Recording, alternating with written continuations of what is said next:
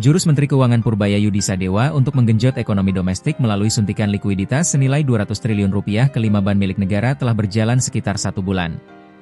Kebijakan ini, yang ditetapkan melalui KMK nomor 276 tahun 2025, bertujuan sederhana, membuat uang yang menganggur di sistem keuangan mengalir deras ke sektor real. Evaluasi dari Bank Indonesia, BI, dan Otoritas Jasa Keuangan, OJK, menunjukkan hasil yang campur aduk. Likuiditas perekonomian memang naik drastis, namun ada satu masalah kronis yang menghambat, suku bunga kredit perbankan masih enggan turun. Mengapa uang 200 triliun rupiah ini belum sepenuhnya mengalir? Berapa besar selisih penyaluran antar bank BUMN?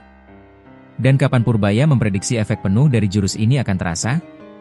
Dalam 20 menit ke depan, kita akan bedah hasil evaluasi kebijakan moneter Purbaya ini.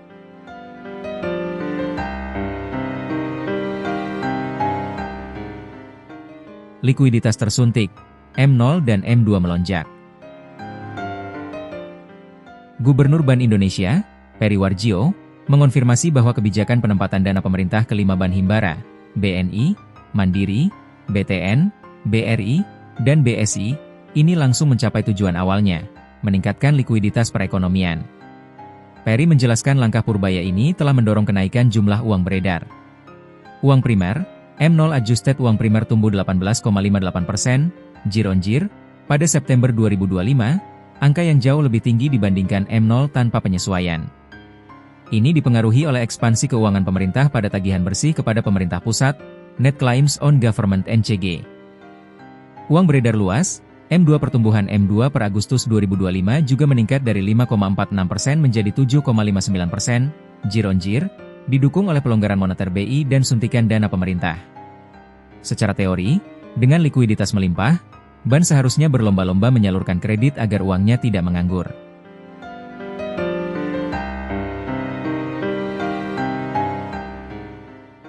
Kendala kronis, bunga kredit, COBOL, dan wait and see. Disinilah masalahnya muncul.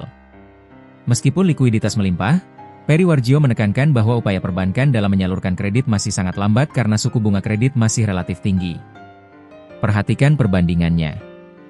BI rate, turun 150 basis poin, BPS.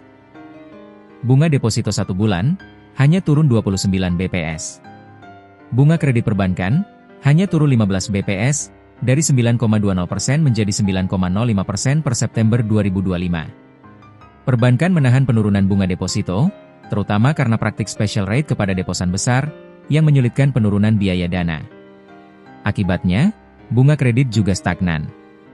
Peri menyebutkan ada 3 alasan utama lambatnya pertumbuhan kredit yang hanya 7,70%.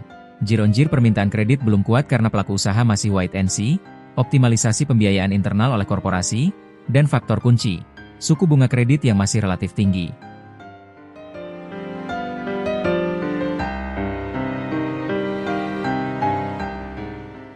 Kinerja berbeda dan utang menganggur, Undis Burset Loan.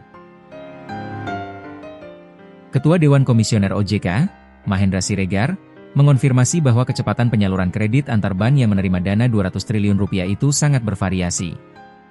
Host, mengutip Mahendra, ada yang sudah mendekati 70%, ada yang di kisaran 50%, ada yang masih di bawah itu, masih di 20 hingga 30%. Perbedaan ini menunjukkan bahwa efektivitas kebijakan ini sangat bergantung pada strategi dan kesiapan masing-masing bank himbara. Selain itu, BI menyoroti tingginya fasilitas pinjaman yang belum dicairkan, Undis Burset Loan, yang mencapai 2.374,8 triliun rupiah, atau 22,54% dari total plafon kredit. Ini artinya, dana pinjaman yang sudah disetujui masih menganggur. Mayoritas utang menganggur ini ada pada segmen korporasi di sektor perdagangan, industri, dan pertambangan. Dampak dari kebijakan penempatan dana ini, menurut HSBC Indonesia, memang tidak bisa muncul secara instan. Bank asing tersebut mencatat stabilitas dan tidak melihat adanya penarikan giro yang signifikan, menegaskan bahwa butuh waktu untuk melihat progres dari kebijakan baru.